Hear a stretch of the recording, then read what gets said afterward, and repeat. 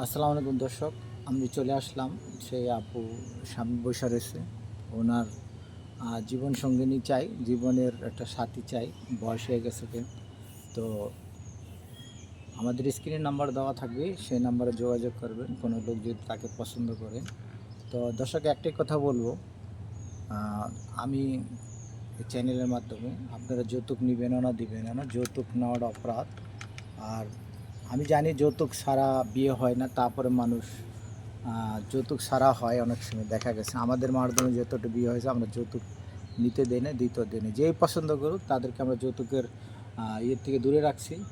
তো আজকে মোট কথা হইলো কি, আমরা যৌতুক বিরোধিতা কাজ করি, আমরা যৌতুকের পক্ষে নয়, যৌতুকের বিপক্ষে। তা আমরা বাংলাদেশের যে কোনো প্রান্তে যেখানেই আমাদের সন্ধান পাই, আমরা এই ধরনের যারা অসহায় দরিদ্র তাদেরকে নিয়ে আমরা বেশিরভাগ ভিডিওগুলি করি, তাদেরকে আমরা তুলে ধরি সামনে স্ক্রিনে, যেহেতু তার মনের কথাগুলি বলতে পারে, তার যে কথা আকাঙ্ক্ষার কথাগুলি, তার চাহিদার কথাগুলি, সে কী চায়, কী ধরনের সে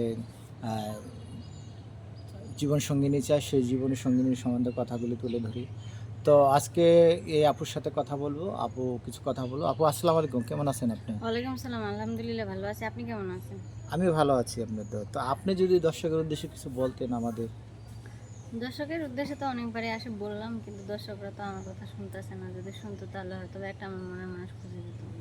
তো মনের মানুষ এখনো পর্যন্ত হয়তো বা তারাও পায় নাই, তারাও চেষ্টা করতেছে আমাকে মনের মানুষটা খুঁজে দেওয়ার জন্য, হয়তো বা তারাও পাচ্ছে না, যার কারণে দিচ্ছে না।